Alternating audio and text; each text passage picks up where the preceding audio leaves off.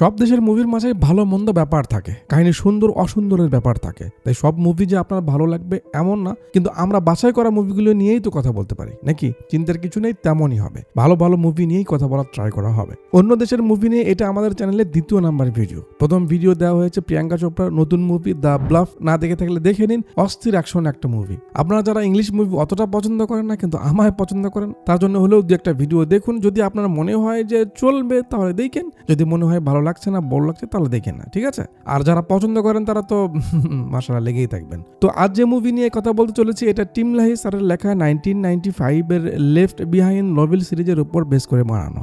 কাহিনী ভালো আছে, ফুল মুভি দেখার সময় একটা ফিল পাওয়া যায়। আর হলিউড মুভির ব্যাপারে তো এটাই ভালো লাগার ব্যাপার যে তারা এক্সপেরিমেন্ট করে, যেটা আমাদের কল্পনাতেই নাই সেই ভাবনা নিয়ে তারা মুভি বানান। তো সাউথ মুভি এবং হলিউড মুভির মাঝে অনেকটা তফাৎ থাকে, তাই আপনাকে নিজের থেকে আগে কোনো ধারণা নিয়ে বসা যাবে না। বুক ফাটা কান্না, ইমোশনে ভেঙে পড়া, লাউড ডায়লগ এমন কিছু হলিউড মুভিতে কম থাকে বা থাকেই না। তাদের ইমোশন খুব হালকা করে তারা এক্সপ্রেস করে।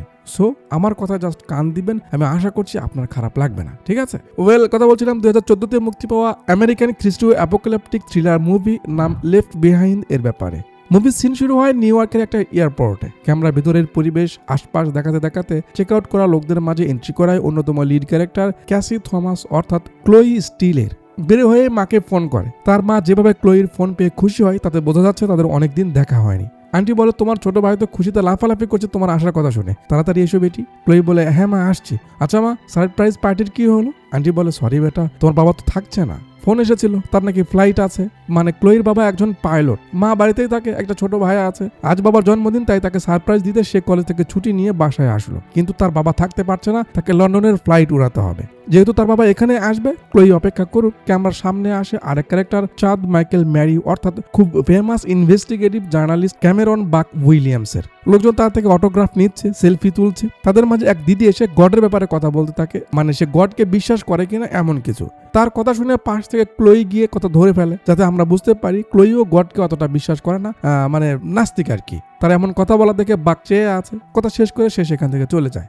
ক্যামেরা লিপস্টিক দিদিকে দেখায় যে রেডি হচ্ছে। একটা গাড়ি আসা দেখে সে বের হয়। তো ইনি হলেন ফ্লাইট অ্যাটেন্ডেন্ট হাতি দুরহাম, আসল নাম নিকি ওয়েলান। ক্যাপ্টেনের সঙ্গে ভিতরে আসছে। ওদিকে ক্লোই বসে আছে তার বাবার জন্য। বাক এসে তার সঙ্গে কথা বলে। সে যেভাবে ওই মেয়েটার কথা বন্ধ করে দিল, তাকে বাঁচালো। ক্লোই সেন্ট্রাল আরকানসা বিশ্ববিদ্যালয়ে পড়াশোনা করে। বাক কলেজের ব্যাচ থেকে বুঝতে পারে। দুজনের মাঝে কথা শুরু হয়। আমাদের দেশে নর্মালি কোনো মেয়ের সঙ্গে কথা বলতে গেলে মেয়ের ভাবে আপনার সাহস হবে না। বাইরের দেশে ব্যাপারটা কিন্তু একদম নর্মাল। তার মানে যে সেখানে খারাপ কথা হয় বা তারাই খারাপ এমন কিন্তু নয়। এটা জাস্ট আমাদের দেশের মেয়েদের বেশি ভাব। যাক, সৃষ্টিকর্তা নিয়ে কথা হয়, সে কেন বিশ্বাস করে না এটা সেটা। এর মাঝে ক্লোই লক্ষ্য করে তার বাপ ওই যে লাল মরিচ লিপস্টিক দিদি হাতির সঙ্গে খুব হাসতে হাসতে আসছে। ক্লোইকে দেখে সে চমকে যায়। বাক লক্ষ্য করে তার নজর সেদিকে। এন্ট্রি হয় মুভির অন্যতম লিড ক্যারেক্টার নিকোলাস কেজ অর্থাৎ রেফোর্ড স্টিলের। এসে মেয়েকে জড়িয়ে ধরে। সে তার এখানে দেখা পাবে ভাবেনি, খুব সারপ্রাইজ হয়ে গেছে। পাশ থেকে বাক হাই বলে। তাকে দেখে রে চিনতে পারে। আরে তুমি অমুক না? জি। তোমরা দুজন কি? ক্লোই বলে, না বাবা এমন কিছু না, এখানে আমাদের পরিচয় হলো। ও। বা কথা বলার সুযোগ দিয়ে সাইডে যায়। ক্লোই তার বাবার সঙ্গে কথা বলে, সে তার জন্য এসেছে অথচ সেই থাকছে না। রে বলে, কাজ পড়ে গেছে, কিছু তো করার নেই বেটা, সরি। ক্লোই সন্দেহ হয় তার বাপকে যে তার বুঝি ওই মেয়েটার সঙ্গে কিছু চলছে। তার বাবা বলে, এমন কিছু না, সে তো মেয়েটার নামটাও ঠিক মতো জানে না, সে জাস্ট তার সঙ্গে কয়েকবার ফ্লাইটে অ্যাটেন্ড করেছে, তার বেশি কিছু না। ক্লোই বলে, মা হঠাৎ ধর্মভীরু হয়ে গেল আর তুমি পাল্টে যাচ্ছ, তাই না? মানে ক্লোইর মা খুব ধার্মিক হয়ে গেছে, যার কারণে এদেরকেও সবসময় জ্ঞান দেওয়ার চেষ্টা করে, যেটা ক্লোইর একদম পছন্দ না। এই জন্য সে বাড়িতে আসতে চায় না। কথাবার্তা শেষ করে দিয়ে চলে যাবে, তার সময় হয়ে গেছে। বাই সাইড দেয়। ক্লোইকে তাড়াতাড়ি বাসায় গিয়ে তার মাকে সময় দিতে বলে। ক্লোই লক্ষ্য করে মেয়েটা তার বাপের জন্য অপেক্ষা করছে, সেদিকে চেয়ে আছে। পাশ থেকে বাক ডাক দেয়। সে বুঝতে পারে ক্লোইর মুড ভালো না। দুজনের লম্বা কথাবার্তা হয় যাতে ক্লোইর মুড ভালো হয়ে যায়। সে হাসতে থাকে। বাক বলে, তোমার হাসিটা অনেক সুন্দর, যা সচরাচর আমার নজরে পড়ে না। লাইন মারছে। ক্লোই তো বুঝতেই পারছে তারও ভালো লাগছে, কারণ বাক বেশ মিশুক স্বভাবের। বাকের ডাক আসে একটু পর প্লেন ছাড়বে, তাকে যেতে হবে। বাক নাম্বার চেয়ে বসে, বলে সে লন্ডন গিয়ে তাকে ফোন করবে। নাম্বার লেনদেন হচ্ছে। এয়ারপোর্টের একটা স্টাফ, এখানে সবাই ক্লোইকে চেনে। একটা টিকিট দিয়ে বলে, ক্লোই এটা তোমার বাপকে দিয়ে দিও, অনেক চেষ্টা করার পর পাওয়া গেছে। মানে লন্ডনের একটা শর্ট টিকিট, যেটা 2 সপ্তাহ আগে থেকে সিরিয়াল দিয়ে রাখতে হয়। ক্লোই এবার ক্লিয়ার হয় যে তার বাপের আগে থেকেই প্ল্যান ছিল বাড়িতে না থাকার। যেহেতু 2টা টিকিট মানে তার সঙ্গে কার মেয়ের, তার মানে তো বোঝা যাচ্ছে তার বাপের সঙ্গে তার চক্কর রয়েছে। ক্লোই বাককে টিকিট দিয়ে বলে তার বাপকে দিয়ে দিতে, কারণ সে তো সেই ফ্লাইটেই যাচ্ছে। কিছু একটা লিখে দিয়ে দেয়। বাক বাইসায় দিয়ে চলে যায়। ক্লোইর মনটা একটু খারাপ হয়, কারণ সে জাস্ট তার বাপের জন্যই বাড়িতে এলো, অথচ তার বাপ তার মাকে ধোকা দিচ্ছে। বাক গিয়ে রেকে টিকিটটা দিয়ে দেয় যে ক্লোই দিতে বললো। টিকিট ক্লোই দেখেছে, তার মানে সে অবশ্যই বুঝেছে কাহিনী কি। রে বুঝতে পারে সে ধরা খেয়েছে তার মেয়ের কাছে। রেল সহকারী পাইলট স্মিথ বাঘকে চিনতে পেরে হাই হ্যালো করে।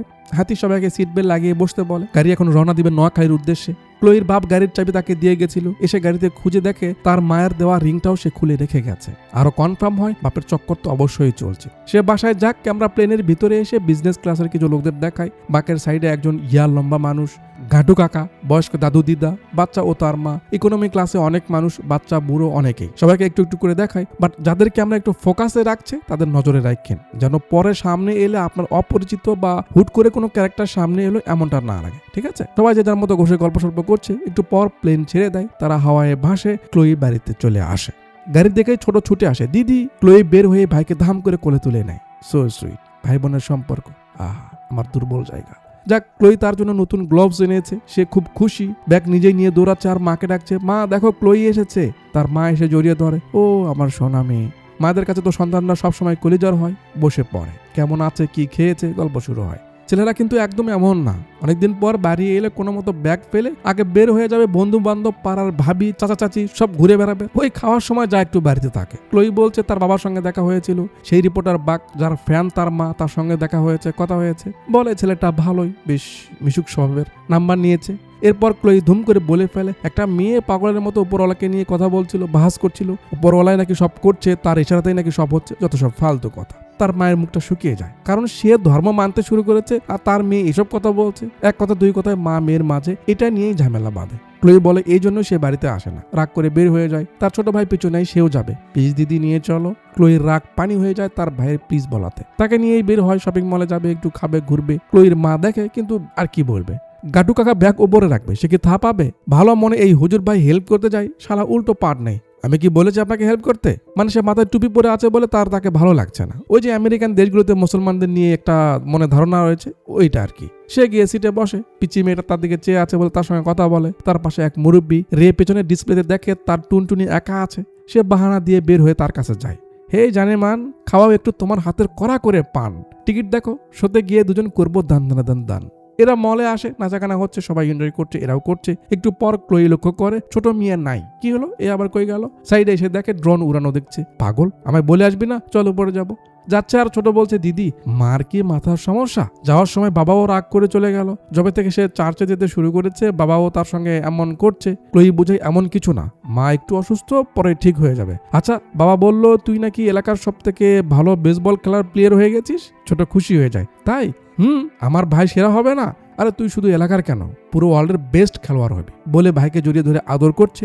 ধুম করে একটা আলোর রশির মতো আসে, যাতে ছোটর জামা কাপড় অমনে থাকে, সে গায়েব হয়ে যায়। ক্লোইয়ের কেমন রিয়াক্ট হবে সেটা দেখানোর আগে ক্যামেরা প্লেনের ভিতরে আনলে সেখানেও একটা ঝাঁকি খেয়ে সেম জামা কাপড় রেখে বাচ্চা গায়েব হয়ে যায়। পাশ থেকে মা যখন দেখতে পায়, সে চিল্লাই ওঠে আর লোকজন লক্ষ্য করতে শুরু করে, যাতে আমরা বুঝতে পারি শুধু বাচ্চা না, অনেকেই গায়েব হয়ে গেছে। ক্লোই কিছু বুঝতে পারছে না এটা কি হলো। জামা কাপড় সব তেমনই আছে, শুধু তার ভিতর থেকে মানুষটা নেই। আশপাশে যত বাচ্চারা ছিল সবাই গায়েব হয়ে গেছে। মানুষের মাঝে প্যানিক শুরু হয়, কি হলো এটা? কিছুক্ষণের মাঝে পুরো পরিবেশ ঘোলাটে হয়ে যায়। ভাগদৌড় শুরু হয়, লুটপাট শুরু হয়। কেউ কিছু বুঝতে পারছে না। যাদের কেউ গায়েব হয়ে গেছে তারা কান্না শুরু করে দিয়েছে। প্লেনের ভিতরেও সেম অবস্থা, অনেক লোক মিসিং। দেখে সবাই চিল্লাপাল্লা করছে। হাতিকে দেখতে বলে সে ককপিটে গিয়ে দেখে তার সহকারী স্মিথও গায়েব হয়ে গেছে। প্লেন নিচের দিকে যাচ্ছে, সে সামলানোর চেষ্টা করে। মুভির টার্নিং পয়েন্ট। যাদের বাচ্চা হারিয়েছে তারা তো কান্না করছে, সঙ্গে যার পাশের সিট থেকে গায়েব হয়ে গেছে তারাও ভয়ে আছে। হাতি সব প্যাসেঞ্জারদের শান্ত হয়ে বসতে বলছে, কিন্তু তারা প্যানিক হচ্ছে। ওদিকে ক্লোই তার ভাইয়ের কাপড় চোপড় নিয়ে তাকে খুঁজতে বের হয়। বাক ভিডিও করছে, সিটগুলো খালি, কাপড় তেমনই রয়েছে, মানুষ গায়েব হয়ে গেছে। মল থেকে বের হতে ক্লোই নিউজে দেখে পুরো দেশেরই একই অবস্থা।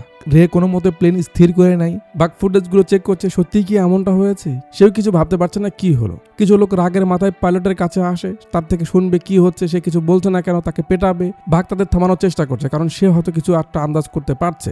অক্সিজেন সিস্টেম বন্ধ করে দেয়, যাতে সবার শ্বাস নিতে কষ্ট লাগে। তখন বলে সিটে গিয়ে বসুন, মাস্ক পরুন, আমি সব বলছি আপনাদের। তখন গিয়ে যার সিটে সবাই বসে পড়ে।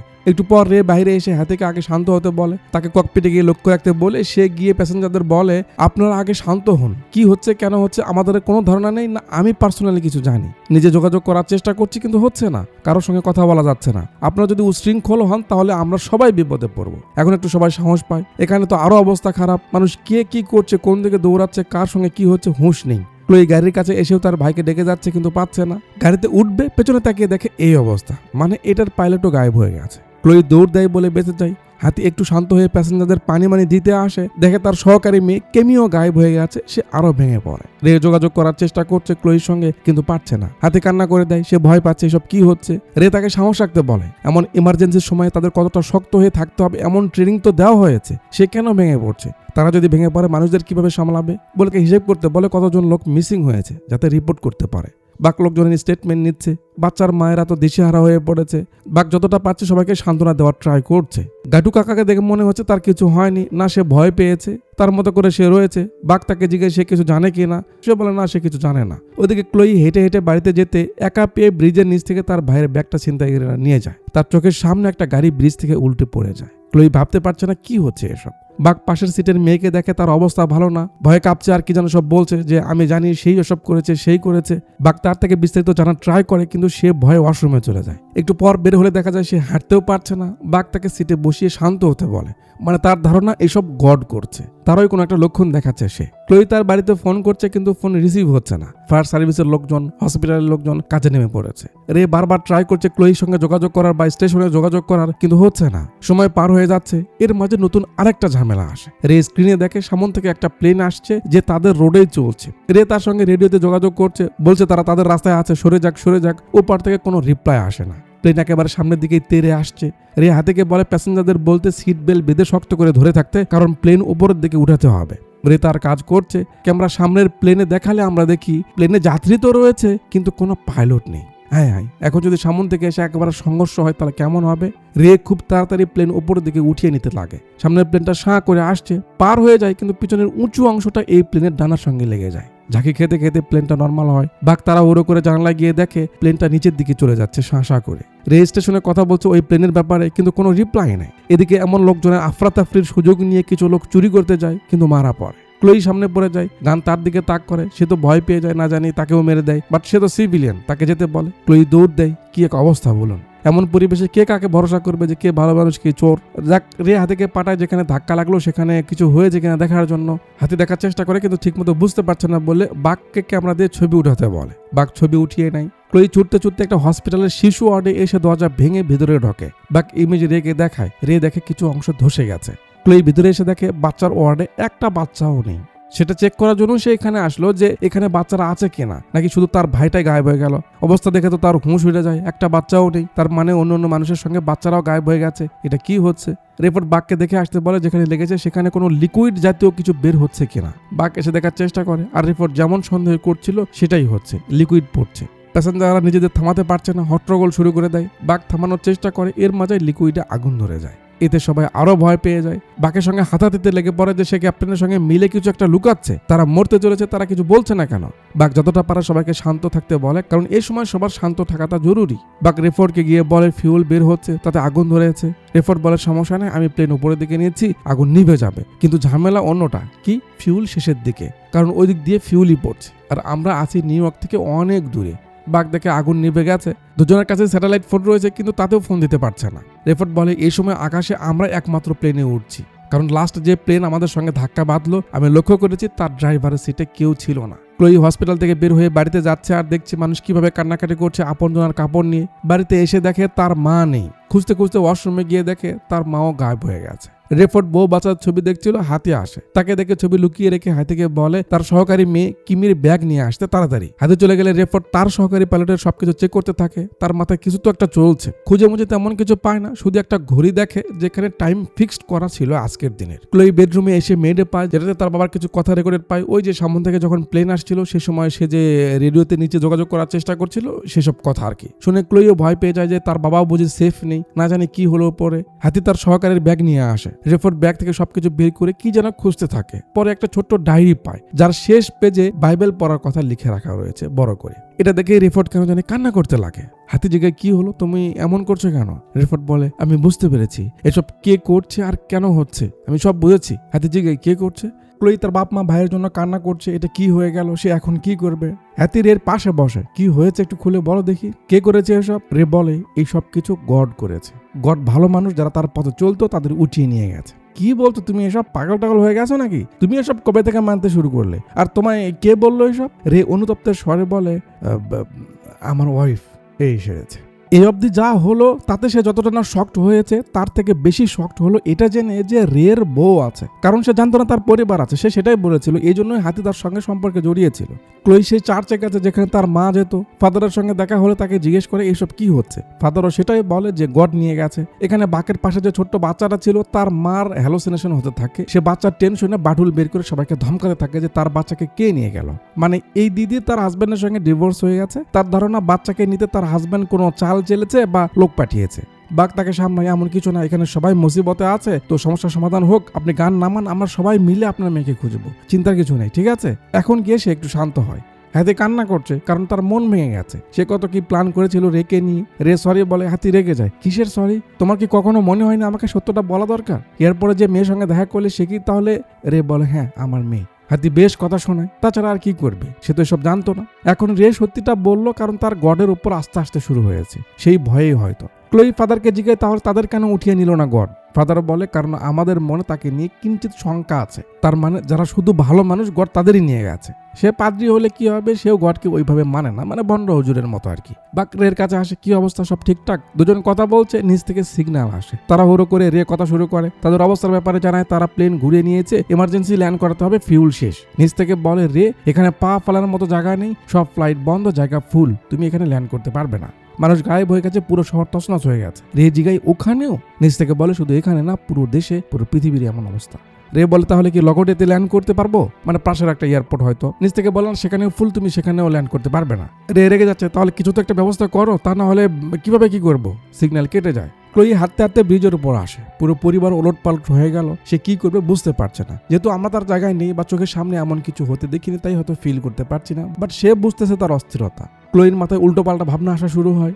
বাক রেকে বলে, আমরা কি অন্য কোথাও ল্যান্ড করাতে পারি না, লাইক পানির উপর? বা রে বলে, না, প্লেন টুকরো টুকরো হয়ে যাবে। তাহলে এখন কি করা যাবে? তার মাথায় কিছু নেই। এক মুরব্বী এসে এই দিদিকে সান্ত্বনা দিতে লাগে যে তারও একটা মেয়ে আছে তার মতোই, এখানে সবাই সবার পাশে আছে, ভয় পেতে হবে না। রে তার ফোন বের করে বাককে দিতে লাগে যে ক্লোইকে একটু ফোন করাতো। বাক তার ফোন উঠিয়ে দেখায় সে অলরেডি সেই কাজেই লেগে আছে। রে বুঝতে পারে দুজনের মাঝে ইটিস পিটিস শুরু হয়েছে। বাক বলে সে তাকে পছন্দ করে ফেলেছে, তার ব্যাপারেই ভাবছিল। রের ভালো লাগে বাকের ফিলিংস। বাক তার মতো ট্রাই করতে থাকে, রে তার মতো নিচে কোনো লাইনে যোগাযোগ করার চেষ্টা করছে, কিন্তু কাজ কারোই হচ্ছে না। ওদিকে ক্লোই একেবারে ব্রিজের মাথার উপরে উঠে গেছে। সারাদিন সে চোখের সামনে যা কিছু দেখলো, তার মাথা খারাপ হয়ে গেছে। তার পরিবারের আর কেউ নেই, সে থেকে কি করবে এমন এক চিন্তা তার মাথায়। বাক ট্রাই করেই যাচ্ছে। রে বাককে বলছে, ও যখন টিকিট পেলো হাতে, কিছু কি বলেছিল তোমায়? বাক বলে, না, কিন্তু ওর মন খারাপ হয়েছিল, আমি বুঝতে পেরেছিলাম। রে বলে, আমি খুব খারাপ কাজ করেছি, আমার ওকে মিথ্যে বলা উচিত হয়নি, আমি খুব বাজে একজন বাবা, আমার মেয়েটা আমার জন্য জাস্ট এলো আর আমি ওকে।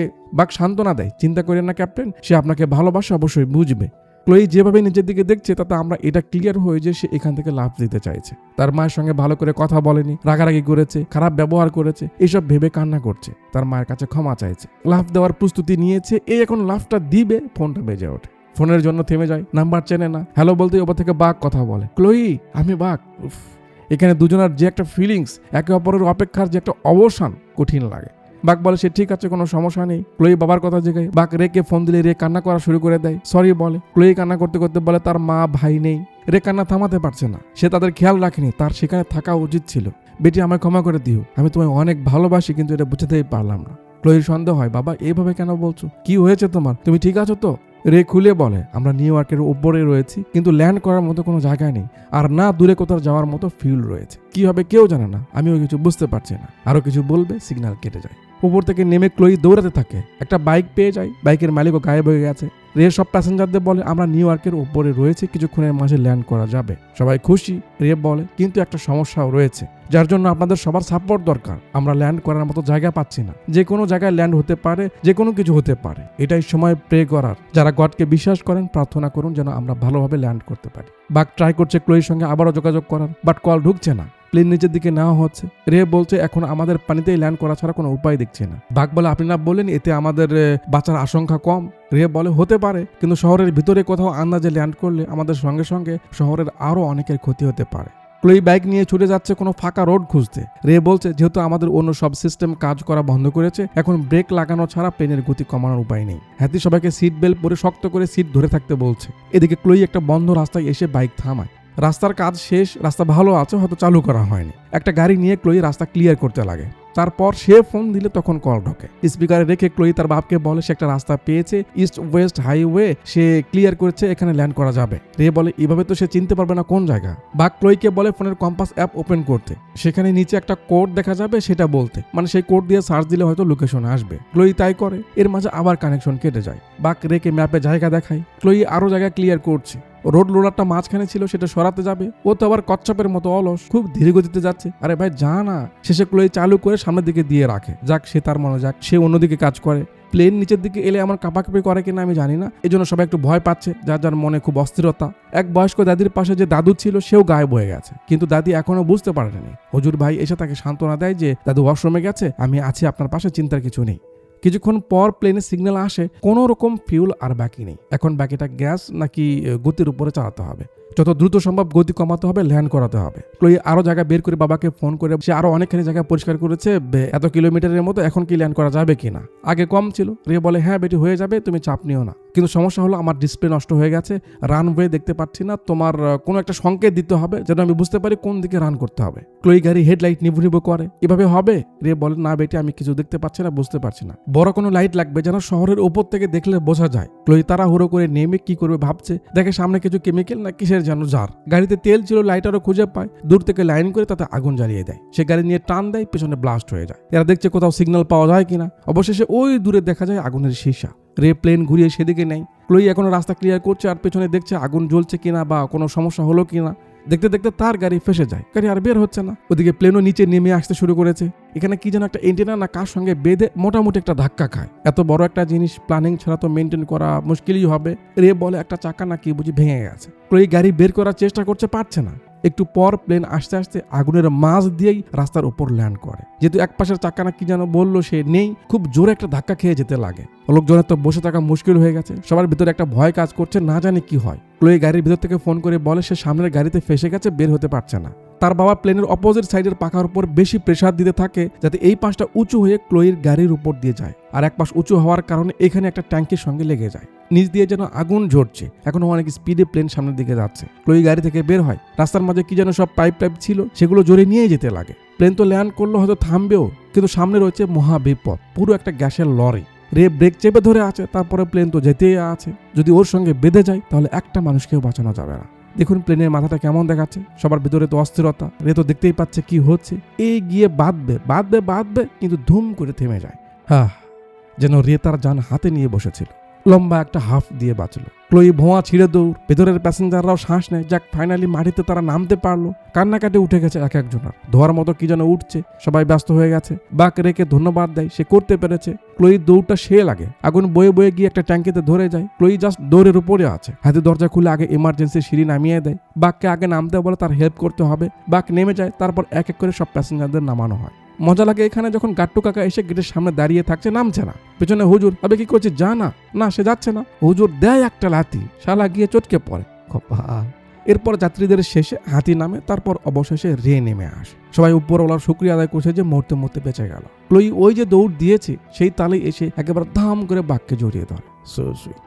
রে হাতিকে ধন্যবাদ জানায় যে সে তার ডিউটি খুব সততার সঙ্গে করেছে। হ্যাতিও রেকে ধন্যবাদ জানায়, সেও তার কাজটা করলো ভালোভাবে। হাতি যেতে থাকে, রে আবার ডেকে বলে হাতি আমি সত্যিই দুঃখিত। হাতির রিয়াকশনে মনে হচ্ছে তার কষ্ট তো লেগেছে, কিন্তু সে তাকে মাফ করে দিয়েছে। হাতি চলে গেলে এদিক থেকে ক্লোই দৌড়ে এসে তার বাপকে জড়িয়ে ধরে। রে সরি বলে, তার বাড়িতে থাকা উচিত ছিল, তাদের সঙ্গে থাকা উচিত ছিল, সে ভুল করেছে, মিথ্যে বলেছে, ক্ষমা চায় মেয়ের কাছে। ক্লোই বলে বাবা এসব ছাড়ো, তুমি ঠিক আছো, এটাই আমার কাছে অনেক বড়, নাও বলে তার মায়ের রিংটা দেয়, যেটা সে গাড়িতে লুকিয়ে রেখেছিল। এখন থেকে এটা পড়ে থাকবে, তাহলেই হবে। কান্নাকাটি করে সবাই মিলে যায়, যে যার মতো নিজেদের সামলাচ্ছে, পরিবারের অপেক্ষা করছে। আজকের ঘটনা আর যেভাবে লোকজন গায়েব হলো, বাক বলছে মনে হয় দুনিয়াটা শেষ হতে চলেছে। ক্লোই বলে না, শেষ না, এটা তো সবে শুরু। ক্যামেরা লোকজনকে ধরে গিয়ে আস্তে আস্তে জুম আউট হয়ে যায়, আর লোকজনগুলো গায়েব হয়ে কই গেল, কি হলো এমন প্রশ্ন রেখে মুভিটা এখানেই শেষ হয়ে যায়। আচ্ছা, তো মুভি থেকে যে ব্যাপারগুলো আমরা মাথায় রাখতে পারি তার মাঝে একটা হলো ধর্ম মানা, সৃষ্টিকর্তাকে বিশ্বাস করা।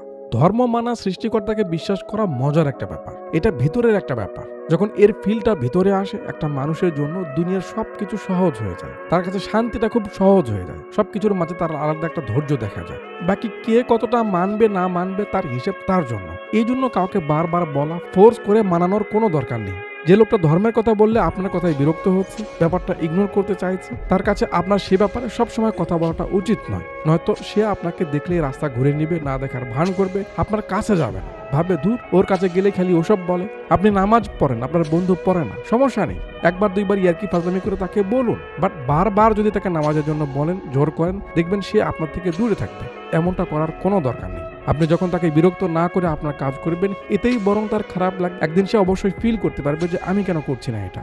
বলা এক জিনিস, বিরক্ত করা অন্য জিনিস, খেয়াল রাখবে। এটা শুধু নামাজ বা ধর্মের ব্যাপারেই না, সব ব্যাপারে। ভালো লাগা থাকা অবধি তাকে অর্ডার দিন, বলুন, শুনান, সমস্যা নেই। আবার বিরক্ত হওয়ার আগেই বন্ধ করুন।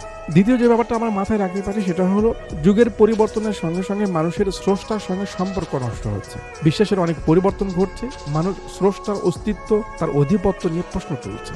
চারদিকে লোকজনের বিভিন্ন মতামত সাধারণ মানুষকেও ভ্রান্ত পথে ঠেলে দিচ্ছে খুব সহজে। যদিও ধর্মে এটা বলা আছে এমন সময় আসবে, বাট আমরা হয়তো ভুলে গেছি। ওপরওয়ালা খুব সুন্দর করে বলেছে যে তোমরা আমায় নিয়ে চিন্তা করো না, আমার সৃষ্টি নিয়ে চিন্তা করো, ঈমান বেড়ে যাবে। সৃষ্টির চিন্তা কতটা ইন্টারেস্টিং, কতটা ভালো লাগার একটা ব্যাপার, সেটা বোঝা যায় সৃষ্টি নিয়ে চিন্তা করলে। যেমন গাছপালা কিভাবে বেড়ে ওঠে, আকাশ কিভাবে আটকে আছে, বৃষ্টি, রোদ, পশু পাখি, নদী নালা। আপনার মন ভীষণ খারাপ, সাগরের পাশে গিয়ে খারাপ, দেখবেন ভালো হয়ে যাবে। পাহাড়ের চূড়ায় গিয়ে দাঁড়ান, দেখবেন শান্তি খুঁজে পাবেন। এসব কে বানাতে পারে, কিভাবে করতে পারে? এত সুন্দর সৃষ্টি আপনি কোথায় দেখতে পাবেন না জানি সে কতটা সুন্দর আর কিভাবে করেছে এসব। এটা আমাদের ভাবা উচিত। যদি ভাবেন স্রষ্টার উৎপত্তি কই, সে কেমন, আমরা কেন তাকে দেখতে পাচ্ছি না, তার কিভাবে জন্ম হল, প্রমিস করছি আপনার মাথা খারাপ হয়ে যাবে। আপনি কোনো কিছুর কুল খুঁজে পাবেন না। কেন ঝামেলায় জড়াতে চান? মনে রাখবেন, ধর্ম না মেনে আপনি কখনো শান্তি পাবেন না। ধর্ম মানার মাঝেই শান্তি। যারা ধর্ম মানে না, সৃষ্টি মানে না, তারা জাস্ট রক্তের গরমে চলে। অসুস্থতায় পড়লে অটো মুখ দিয়ে বের হয় আল্লাহ আল্লাহ, আবার সুস্থ থাকলে বছরে একবার আল্লাহর কথা মনে পড়ে না। বিপদ এলে বোঝা যায় উপরওয়ালা আছে কিনা। কম মানুন বেশি মানুন সেটা আপনার হাতে, আপনার ইচ্ছে, বাট মানতে হবে, এটা মাস্ট। উপরওয়ালা আমাদের সবাইকে সঠিক বুঝদান করুন। ভিডিও ডিসক্রিপশনে আমার ফেসবুক আইডির লিঙ্ক, আমাদের অ্যাপসের লিঙ্ক রয়েছে, আপনি সেখানে গিয়ে একটু ফলো দিয়ে আসতে পারেন। এতক্ষণ পর্যন্ত আমার সঙ্গে থাকার জন্য আপনাদের সবাইকে অনেক অনেক ধন্যবাদ।